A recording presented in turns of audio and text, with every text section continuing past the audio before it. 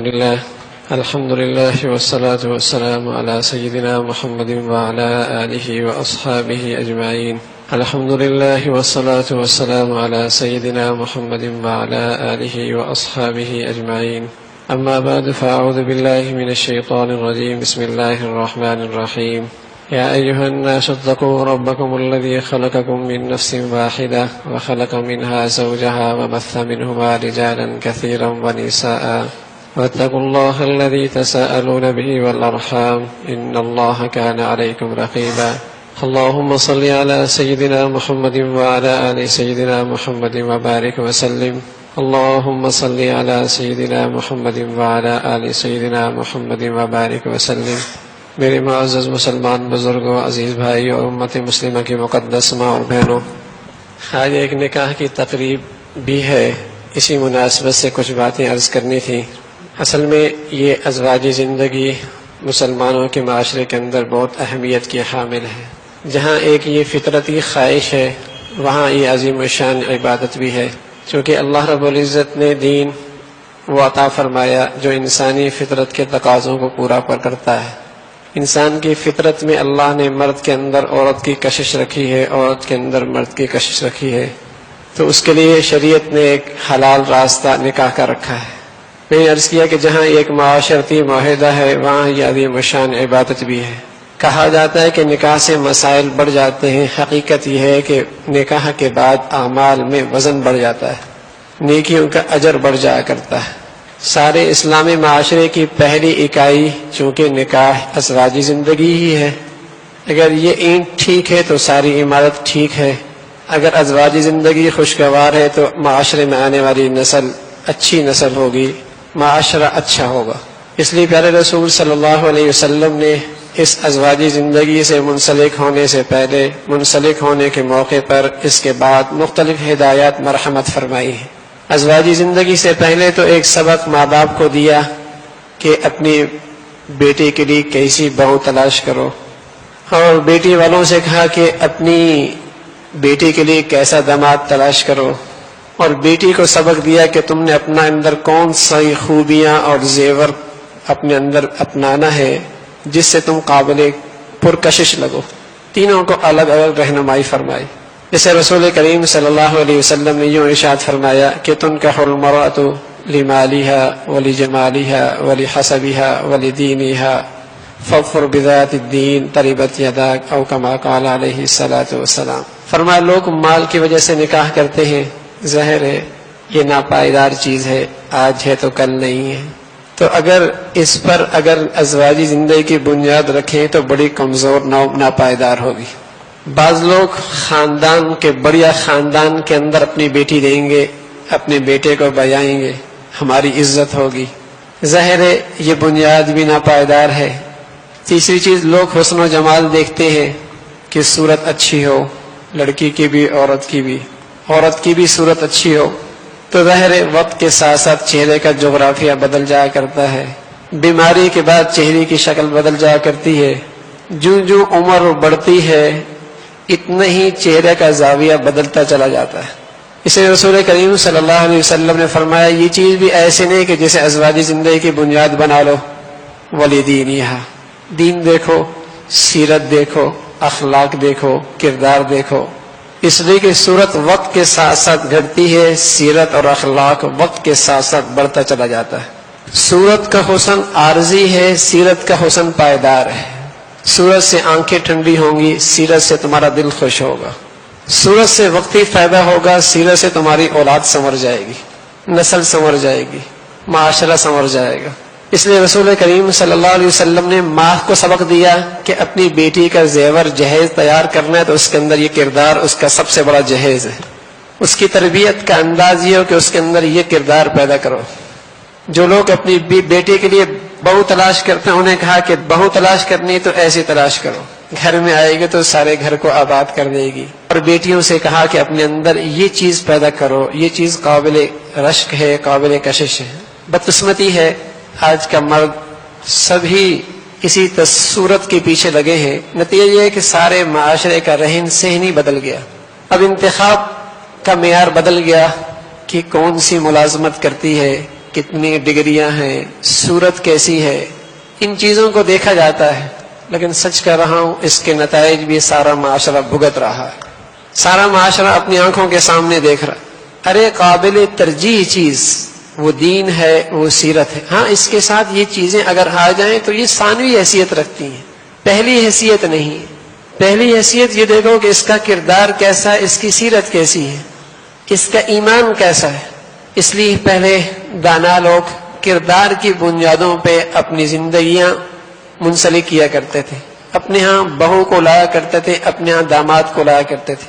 ایک واقعہ لکھا ہے، بڑا سبق آموز ہے، کہ بغداد کا ایک نوجوان نہر کے کنارے کنارے چل رہا تھا، اسے بھوک کی شدت محسوس ہوئی تو اللہ کی شان کے نہر کے اندر سے ایک سیب آ رہا تھا، اس نے اٹھا لیا۔ ابھی تھوڑا ہی کھایا تھا کہ فوراً احساس ہوا کہ یہ نہر کا ملنے والا سیب کسی باغ والے کا ہوگا، اور میں بن اجازت کے اس کا یہ سیب کھا رہا ہوں، کل قیامت میں محاسبہ ہوگا تو کیا جواب دوں گا۔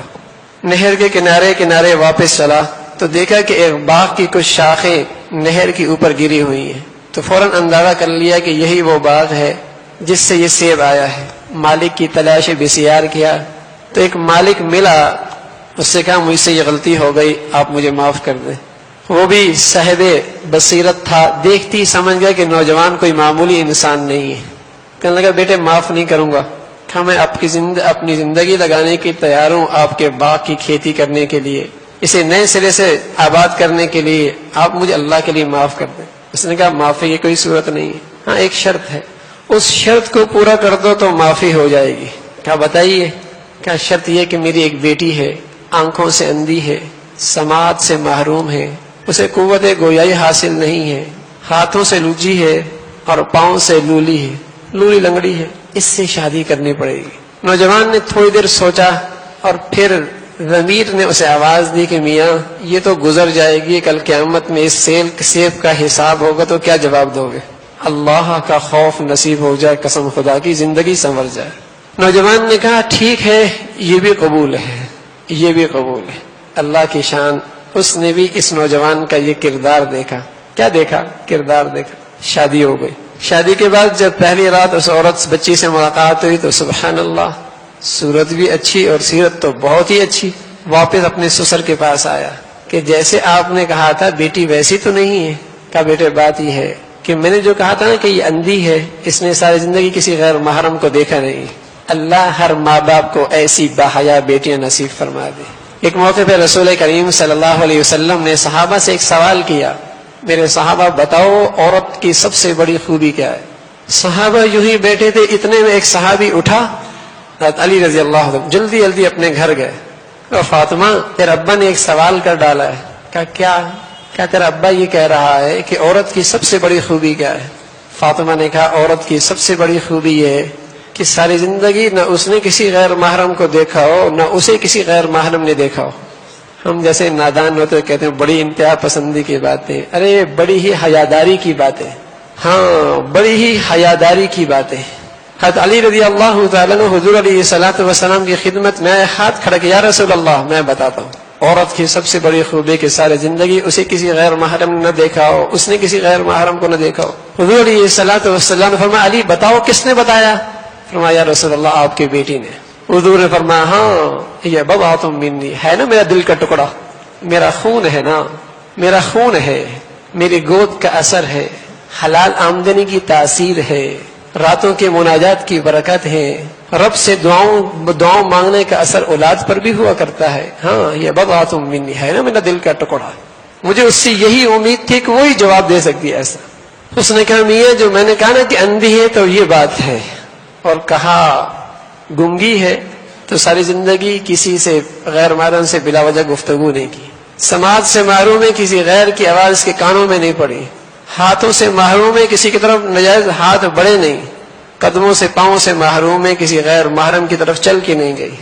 جب بیٹے میں نے دیکھا کہ تیرے اندر اللہ کا یہ خوف موجود ہے اور میری بیٹی اس سیرت کی حامل تھی تو میں نے چاہا کہ پھر میری بیٹی کے لیے کوئی ایسا ہی خوبصورت سیرت والا نوجوان ہونا چاہیے، اس لیے تجھ سے بہتر میں نے کوئی نوجوان نہیں دیکھا، مال نہیں دیکھا، خاندان نہیں دیکھا، نسب نہیں دیکھا، رنگ نہیں دیکھا، کیا دیکھا؟ کردار دیکھا۔ جب ایسے میاں بیوی ملے تو سبحان اللہ امت کے لیے ایک قیمتی تحفہ اللہ نے عطا فرما دیا، اور ان دونوں کی برکت سے امت کو عبد القادر جیلانی رحمۃ اللہ علیہ جیسا آدمی ملا، ان دونوں کی اولاد۔ ہاں، تو جب ماں باپ ایسے ہوتے ہیں، جب ازواجی زندگی کی بنیادیں دین پر ہوتی ہیں تو پھر نسل ایسا ملا کرتی ہے، پھر معاشرے کو اللہ کی طرف سے یہ تحفہ ملا کرتا ہے، فَاظْفَرْ بِذَاتِ الدِّينِ۔ اس لیے رسول کریم صلی اللہ علیہ وسلم نے سمجھایا، ارے نہیں، ظاہر پہ مت جاؤ، صرف صورت مت دیکھو، مال مت دیکھو، خاندان پہ مت دیکھو، جاؤ اس کا کردار دیکھو، اس کی سیرت دیکھو، یہ چیز دیکھنے کی ہے۔ گھر ان چیزوں سے آباد ہوا کرتے ہیں۔ ان الذین آمنوا وعملوا الصالحات سیجعل لهم الرحمن ودا۔ ان دونوں کی ایمان والی زندگی ہوگی تو پھر آپس میں دلوں میں محبتیں بھی ہوں گی، تو رسول کریم صلی اللہ علیہ وسلم نے فرمایا یہ چیز ہے وجہ ترجیح، ازواجی زندگی اس کی بنیاد پر ہو۔ اس لیے آپ علیہ الصلوۃ والسلام نے فرمایا عورت کی چند خوبیاں دیکھو۔ فرمایا کیا؟ فرمایا عورت کی خوبی یہ ہے، اگر اس کا میاں اسے حکم دے اطاعت ہے، اس کی اطاعت کرے۔ وَإِن نَظَرَ إِلَيْهَا سَرَّتْهُ، اگر میاں اس کی طرف دیکھے تو اس کی آنکھیں ٹھنڈی کر دے۔ یہ نہیں کہ باہر جائے تو فیشن کر کے، گھر میں رہے تو بھنگن بن کے، نا ایسا نہیں ہے۔ باہر سنور کے جائے اور گھر گندی بنی رہے، نا ایسا نہیں ہے۔ فرمایا وَإِنْ أَقْسَمَ عَلَيْهَا، اگر وہ اس پہ قسم کھا لے کہ یہ ایسا کر دے گی تو یہ عورت اس کی قسم کی لاج رکھ لے، پوری کر دے، ابر رہا۔ اور اگر میاں غائب ہو تو اپنی عزت، اپنی ناموس، اس کے مال کی حفاظت کرے۔ یہ عورت کی خوبیاں، تو یہ چیز ہے، عورت ان بنیادوں پر دیکھا جائے۔ اور داماد حلیم ہو، قرآن کا عاشق ہو، دین کی فہم رکھتا ہو، نبی اور نبی سے سچی محبت رکھتا ہو۔ حضور علیہ الصلوۃ والسلام نے 2 داماد نمونہ بنا دیے امت کے لیے، علی رضی اللہ تعالیٰ اور عثمان جیسا آدمی رضی اللہ تعالیٰ، کہ عثمان کی حیا ایسی کہ حضور علیہ الصلوۃ والسلام اگر ٹانگیں پھیلائے بیٹھے ہوتے تو سمیٹ لیتے۔ فرمایا یا رسول اللہ یہ آپ کیا کرتے ہیں عثمان کے آنے پر رضی اللہ عنہ؟ فرمایا عثمان تو وہ ہے جس سے اللہ کے فرشتے بھی حیا کرتے، اللہ کے فرشتے بھی حیا کرتے۔ اس لیے میرے دوستو رسول کریم صلی اللہ علیہ وسلم نے طریقہ بتایا کہ انتخاب یہ ہو، اختصار سے باتیں عرض کر رہا ہوں، ابتدا یہ ہو، داماد بھی ایسا تلاش کیا جائے، بہو بھی ایسی تلاش کی جائے۔ پھر اس کے بعد مرحلہ آتا ہے ازواجی زندگی کے بندھن کا، تقریبات کا، اور رسول کریم صلی اللہ علیہ وسلم نے اس موقع پہ فرمایا اعظم النکاح برکتاً ایسرھا معونۃ، نکاح وہ مبارک ہے جس کے اندر لڑکی والوں پر، لڑکے والوں پر بوجھ کم ہو، یہ مبارک ہے، یہ مبارک نکاح ہے۔ سبحان اللہ، آج بھی بعض مسلمانوں کو اپنی نبی کی بات کا لحاظ ہے کہ مساجد کا اہتمام کرتے ہیں، سبحان اللہ۔ اس لیے رسول کریم صلی اللہ علیہ وسلم نے فرمایا کہ مساجد میں کرو، جہاں ایک فضولیات اخراجات سے بچ جاؤ گے، اس سے بڑھ کر ایک بڑی چیز ملے گی کہ کتنے لوگ باوضو ہوں گے، سب اسے دعا کا تحفہ عطا فرمائیں گے۔ حالوں میں یہ نہیں ہوتا، کوئی ادھر غفلت میں بیٹھا ہے، کوئی ادھر غفلت میں بیٹھا ہے، کوئی ادھر گناہ میں بیٹھا ہے، کوئی ادھر گناہ میں بیٹھا ہے، اور عین نکاح کے وقت اللہ کے غضب کو دعوت دی جاتی، تصویریں بنا کر اللہ کی نافرمانی ڈنکے کی چوٹ کی جاتی۔ تو سبحان اللہ، اب بھی مسلمانوں کو اپنی نبی کے قول کا لحاظ ہے کہ مساجد میں اہتمام کرتے ہیں، ظاہر کم خرچ ہے۔ پھر رسول کریم صلی اللہ علیہ وسلم نے نکاح کی 2 تقریبیں رکھی، صرف ایک نکاح کے موقع پہ اور دوسرے ولیمے کی، 2 تقریبیں۔ اور رسول کریم صلی اللہ علیہ وسلم نے اس کا اہتمام اس لیے کرایا کہ ارے حلال جتنا آسان کرو گے اتنے حرام کے دروازے بند ہو جائیں گے، اگر حلال مشکل کر دو گے تو حرام کے دروازے چوپٹ کھل جائیں گے۔ اس لیے کہ جس معاشرے کے اندر حلال مہنگا ہو جائے گا یا اس میں تاخیر ہوگی تو پھر حرام سستا ہو جائے گا، جہاں نکاح مشکل ہو جائے گا وہاں زنا سستا ہو جائے گا، جہاں نکاح کے اندر تاخیر ہوگی وہاں زنا عام ہو جائے گا۔ اس لیے رسول کریم صلی اللہ علیہ وسلم نے انسان کی فطری تقاضے کی رعایت رکھی، اسے آسان رکھو۔ ہمارے ایک بزرگ گزرے ہیں شیخ الحدیث مولانا زکریا رحمۃ اللہ علیہ، فرمایا کرتے تھے کہ میں نے اپنے 17 پوتے بھانجیوں کی شادی کی، اور ہر پوتی اور بھانجی کی شادی میں اتنی دیر لگی جتنی 2 رکعت سنت میں لگتی ہے، اس لیے کہ نکاح سنت ہے۔ اور فرمایا کرتا تھا کہ لوگ مجھ سے کہتے تھے مولوی تیری ناک کٹ جائے گی، بطور مزاح کے فرماتے بعد میں ناک کو ہاتھ لگا پھر بھی سلامت تھا۔ ارے کچھ نہیں ہوتا، قسم خدا کی، دنیا والوں کو راضی کرنے کے چکر میں رہو گے کبھی راضی نہیں ہوگی. ایک اللہ کو راضی کرنا آسان ہے.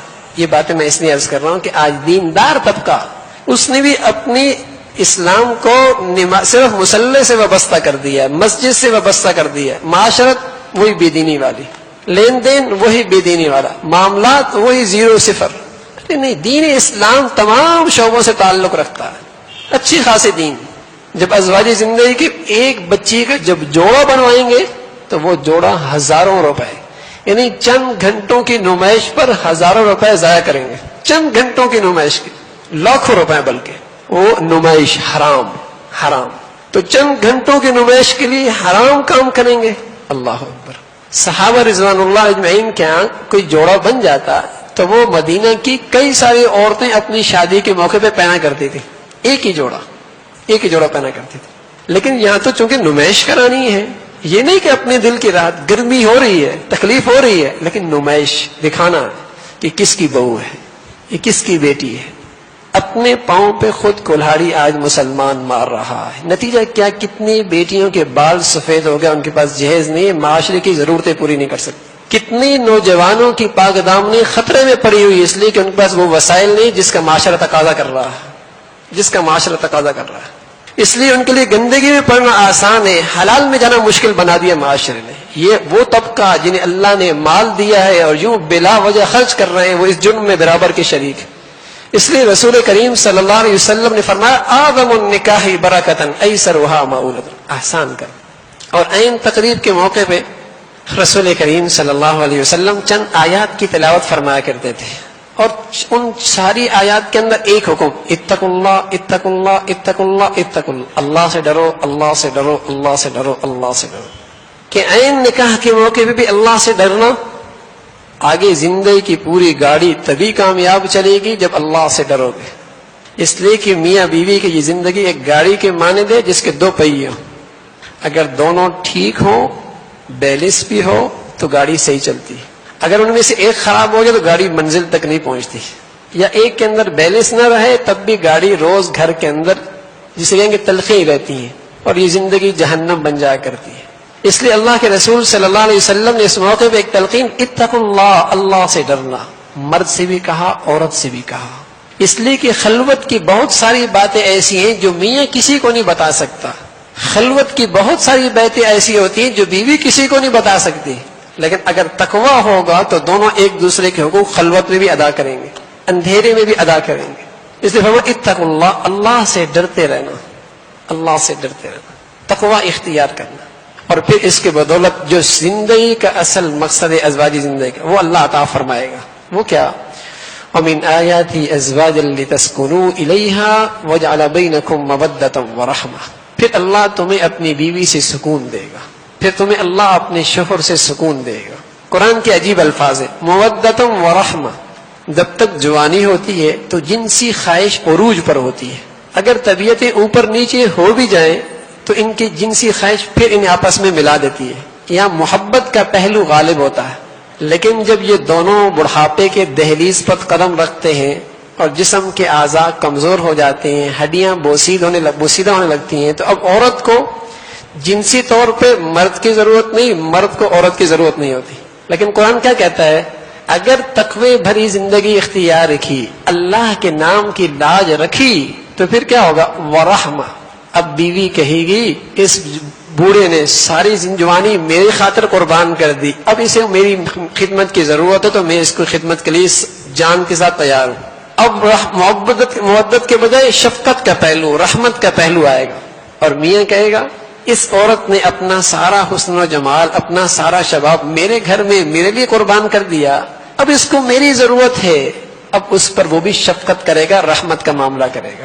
تو یوں پوری زندگی, جوانی بھی بڑھاپا بھی, محبتوں کے ساتھ زندگی گزرے گی. لیکن آج اکثر گھر تو ناخوشگوار زندگی کا مرکز بنے, اکثر گھر. اور نتیجہ کیا ہے؟ معاشرے کی اولاد کی تربیت نہیں ہو رہی. ایک گھر میں رہتے ہیں, ایک کا رخ مشرق کی طرف, دوسرے کا مغرب کی طرف. ایک گھر میں رہتے ہیں لیکن دونوں میں محبتیں نہیں ہیں. اس لیے کہ اللہ کا خوف نکل. اس موقع پہ رسول کریم صلی اللہ علیہ وسلم نے دونوں خاندانوں کو بھی سمجھایا, اتقوا اللہ, تم لڑکی والے خاندان بھی اللہ سے ڈرے. لڑکے والے خاندان بھی اللہ سے ڈرے، اور ان دونوں کو سمجھایا کہ اب یہ لڑکی بہو یہ سمجھے کہ ایک میری ماں وہ تھی، اب ایک میری ماں ساس ہے، لڑکا یہ سمجھے کہ ایک میرا باپ ہے، دوسرا اب سسر بھی میرے باپ کی حیثیت رکھتا ہے، ساس بھی یہ سمجھے کہ اب میری 2 بیٹیاں تھیں، اب تیسری بیٹی بھی آ گئی۔ عجیب تماشا ہوتا ہے کہ بس اوقات میاں بیوی کی زندگی ٹھیک ہوتی ہے، لیکن تیسرا آدمی بیچ میں فتنہ ڈال دیتا ہے۔ وہی ساس جو جب تک لڑکی اپنے گھر میں تھی تو اس کے اندر بڑی خوبیاں نظر آتی تھی، جیسے ہی اسے اپنے گھر میں لے کے آ گئی ساری خامیاں اس کے اندر جمع ہو گئی۔ اب یہ چاہتی ہے کہ بس یہ بیٹا میرا مٹھی میں رہے، میری مٹھی میں رہے، اور ہر بات مجھ سے پوچھ کے کرے۔ نا یہ بڑھیا بڑھاپے میں ظالمہ نہ بنے، اس لیے کہ میاں بیوی کچھ پرائیویٹ زندگی ہوتی ہے جس میں ان کے آپس کے حقوق ہوتے ہیں جو شریعت نے انہیں عطا فرمائے ہیں، بلا وجہ کہ ان کی زندگی میں رکاوٹ اور اپنی آخرت خراب نہ کرے۔ اس ہے وہ اس کی بیوی ہے۔ اب تو لڑکے کے لیے جسے کہیں کہ نوجوان کے لیے گھر میں ماں کے سامنے بیوی کے لیے کچھ لانا مشکل ہو جاتا ہے۔ اچھا کیوں لائے؟ اگر کچھ وقت زیادہ دے دی تو بعد میں بہو کی خیر نہیں ہے، حالانکہ یہ وہی بہو جو پہلے اس ساس کی آنکھ کا تارا تھی، اب ساری خامیاں اس کے اندر آ گئی۔ اور بہو بھی خیال کرے کہ اب یہ بھی میری ماں ہے۔ لڑکا کوشش کرے کہ لڑکی کے رشتہ داروں کو خوش رکھے، ان کی عزت اور احترام کرے، اور لڑکی کوشش کرے کہ لڑکے کے رشتہ داروں کا خیال رکھے، پھر زندگی بنا کرتی ہے۔ ایسا نہیں کہ یہ ناممکن ہے کہ گھر نہیں بن سکتے، نہ، بات یہ ہے کہ ہم نے اپنے نبی کے طور طریقے چھوڑ دیے۔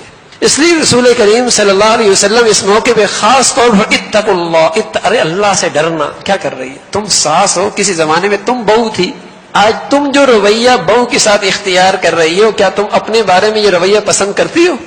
بہو یہ سوچ لے، آج میں جو رویہ ساس کے ساتھ کر رہی ہوں، کل میرے ساتھ کوئی ایسا کرے تو میں اسے پسند کروں گی؟ سوچ لے ذرا۔ بلکہ یہ کیا کہتی ہے، جب میں بہو تھی تو ساس اچھی نہیں ملی، اور جب ساس بنی ہوں تو بہو اچھی نہیں ملی، یعنی میرے اندر تو کوئی خامی نہیں، ساری دنیا کے اندر خامیاں ہے۔ تو پیمانے الگ الگ نہ ہوں، جو اپنے لیے پیمانہ وہ دوسروں کے لیے بھی پیمانہ، ہر ایک کی عزت نفس ہے۔ اس لیے اس موقع پہ رسول کریم صلی اللہ علیہ وسلم نے خاص طور پہ تلقین، ارے اللہ سے ڈرنا، اللہ سے ڈرنا۔ اس لیے حسن بصری رحمۃ اللہ علیہ کے پاس ایک شخص آیا کہ حضرت میری بیٹی ہے، بہت سارے نکاح کے پیغامات آ رہے ہیں، وزیروں کے، مشیروں کے، سرمایہ داروں کے، سمجھ میں نہیں آ رہا کہاں بیٹی کو دوں۔ عجیب بات کی حضرت نے کہ بھائی وہاں دے دو جس نوجوان میں اللہ کا خوف دیکھو۔ طبیعتیں مل گئی تو بہت اچھی طریقے سے رکھے گا، اگر طبیعتیں نہ ملی تو کم سے کم ظلم نہیں کرے گا، ظلم نہیں کرے گا۔ تو یہ چیز دیکھی جاتی تھی۔ اور پھر میاں بیوی کی زندگی، اب اس میں کیا ہے کہ بس اوقات اس زندگی کی یہ گاڑی چلتی ہے جب آپس میں اعتماد ہو، بد اعتمادی نہ ہو۔ اعتماد سے زندگی بنا کرتی ہے، اور بد اعتمادی پیدا ہوتی ہے جب گھروں کے اندر پردہ نہیں ہوا کرتا، جب مردوں کا آزادانہ میل جول ہوتا ہے لڑکیوں کے ساتھ، یا لڑکیوں کا آزادانہ میل جول ہوتا ہے غیر محرموں کے ساتھ۔ قسم خدا کی ایسے معاشرے میں پھر باہمی اعتماد باقی نہیں رہتا، وہ اس پہ شک، اعتماد گیا، اور جب اعتماد گیا تو یہ پھولوں کی سیج کانٹوں کی سیج بن جایا کرتی ہے، یہ خوشگوار زندگی کے بجائے جہنم قدہ بن جاتا ہے۔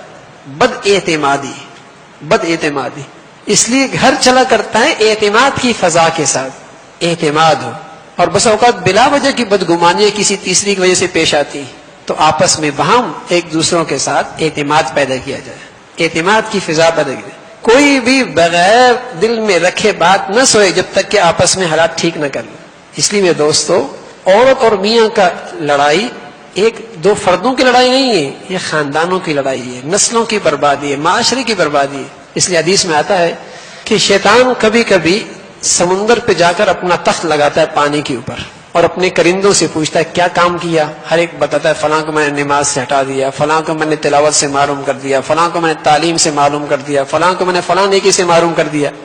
ایک آتا ہے میں نے میاں بیوی میں آپس میں لڑائی کرا دی، اس کو اپنے گلے سے لگاتا ہے، ہاں تو نے اچھا کام کیا، اس لیے کہ تو نے گناہوں کی فیکٹری کھول دی، اب غیبت ہوگی، اب دونوں خاندانوں میں بدگمانیاں ہوں گی، لڑائیاں ہوں گی، بس اوقات معاملہ قتل و غارت تک جا پہنچتا ہے۔ تو نے تو گناہوں کی فیکٹری کھول دی۔ اس لیے باہمی اعتماد ضروری ہے۔ گھر کی زندگی چلانے کے لیے حوصلہ چاہیے مرد کا۔ اللہ نے دو کان دیے، بیوی کو اپنا مقام دے اور ماں کو اپنا مقام دے، اس کی بھی سنے اس کی بھی سنے، درمیان میں اللہ نے دماغ دیا ہے، اس دماغ کے ذریعے دونوں کو ان کا اپنا اپنا حق دے۔ ہاں یہ مرد کا کام ہے، کہ گھر کو سنوارنا، گھر کو بنانا، ذمہ داریوں کو اٹھانا، اللہ نے اسے ادھر بھی کان دیا، ادھر بھی دیا، ماں کی بھی سنے، بیوی کی بھی سنے، درمیان میں دماغ نے سوچے اس کا کیا حق ہے، اس کا کیا حق ہے۔ اس طریقے سے پھر زندگی گاڑی چلتی ہے۔ اور پھر حلم، بردباری، ہاں قوت برداشت، یہ بہت ضروری ہے۔ بس اوقات وہ بھی بول رہی ہے، یہ بول رہا، گھر ٹوٹ جاتا، اور پھر بعد میں سبھی روتے پھرتے ہیں، یہ کیا ہو گیا؟ ارے نہیں، والکاظمین الغیظ، غصہ آ گیا پی لو۔ ہر گھونٹ کے بدلے اللہ کل قیامت میں اپنا دیدار نصیب فرمائے گا۔ ہاں اللہ اپنا دیدار نصیب فرمائے گا۔ غلطی ہو گئی، ٹھیک ہے، معاف کر دو، کل تمہارا اللہ عذر جلدی قبول کر لے گا۔ تم دنیا والوں کے عذر قبول کرو، اللہ تمہارے عذر جلدی قبول کر لے گا۔ اس طریقے سے باہمی اعتماد کی فضا سے زندگی گاڑی چلا کرتی ہے، پیار محبت کے ساتھ، اعتماد کی زندگی کے ساتھ۔ عورت یہ کوشش کرے کہ میرا اللہ اور میرے میاں کی ناراضگی نہ ہو، اور مرد اپنی ذمہ داریوں کو پورا کرے۔ عورت کی ایک فطرتی خواہش ہے کہ وہ اپنی مرد کی توجہ چاہتی ہے، توجہ چاہتی ہے کہ مرد میری توجہ دے۔ عورت کی فطرتی چاہت ہے کہ عورت کی حوصلہ افزائی ہو، کوئی کام اچھا ہو تو اس کی حوصلہ افزائی بھی ہو، کبھی اس کی تعریف بھی ہو۔ تم اس کے سامنے کسی غیر عورت کی تعریف کرو گے تو اس کا دل جسے کہیں گے چھنی ہو جائے گا۔ اور یاد رکھیں، غیر عورت کا اپنی بیوی کے ساتھ تعریف کرنا یہ گھروں کو اجاڑنے کی بات ہے۔ اس کی تعریف کرو، اس کی تعریف کرو۔ عورت کی فطرت میں وہ عورت تعریف کی بھوکی ہوتی ہے۔ یہ فارمولہ اختیار کر لو اسے، اس کی محبتیں کھینچنے کا، ہاں اس کی محبتیں لینے کا۔ تو وہ توجہ چاہتی ہے، حوصلہ افزائی چاہتی ہے، اور ایک اس کا فطرتی حق ہے، وہ کیا؟ اسے تحفظ ملے۔ جس گھر میں وہ آئی ہے اسے تحفظ ہو کہ یہاں میرا ایمان محفوظ، جان محفوظ، میری عزت محفوظ۔ یہ نہیں کہ بات پہ اسے ٹوکتے رہیں سب کے سامنے۔ جب وہ عدم تحفظ کا شکار ہوگی تو اس گھر کو اپنا گھر نہیں سمجھے گی، ساری زندگی نہیں سمجھے گی۔ جب اسے یقین ہو جائے گا کہ یہ اس کا گھر ہے، اسے یہاں تحفظ حاصل ہے، تو الحمدللہ پھر اس گھر کو وہ سنوارے گی۔ مشرقی عورتوں میں یہ خصوصیت ہے الحمدللہ اب بھی کہ 90% بچیاں جب اپنے گھروں سے باہر نکلتی ہیں تو اپنا گھر بسانے کے لیے نکلتی ہیں، اپنا گھر بسانے کے لیے نکلتی ہیں۔ اور اب بھی بعض بچیوں میں یہ خصوصیت ہے، تھانی رحمۃ اللہ علیہ فرمایا کرتے ہیں مشرقی عورتوں میں جنت کی حوروں والی صفات ہے، قاصرات الطرف، ان کی نگاہیں اپنی میاں پہ ٹکتی ہیں، ہاں ان کی نگاہیں اپنی میاں پہ ٹکتی ہیں۔ لیکن تب ہی ہوگا جب مرد کی نگاہ اور اس کا دل غیر سے پاک ہوگا، اور عورت کی آنکھ اور دل غیر سے پاک ہوگا، تو پھر باہمی محبتیں ہوں گی، پھر باہمی محبتیں۔ اور جہاں یہ پردگی، جہاں مخلوط میل جول، جہاں یہ گندگی، تو پھر وہاں محبتیں پتلی ہو جایا کرتی ہیں، عیب موٹے ہو جایا کرتے ہیں۔ اور جہاں محبتیں مضبوط ہوا کرتی ہیں وہاں بڑے بڑے پہاڑ جیسے مسائل بھی ذرات کی طرح حل ہو جایا کرتے ہیں۔ اس لیے میرے دوستو، رسول کریم صلی اللہ علیہ وسلم نے اس موقع پہ یہ ہدایت عطا فرمائی ہے۔ اللہ مجھے بھی اور آپ کو بھی کہنے سننے سے عمل کی توفیق نصیب فرما دے۔ وآخر دعوانا الحمدللہ رب العالمین۔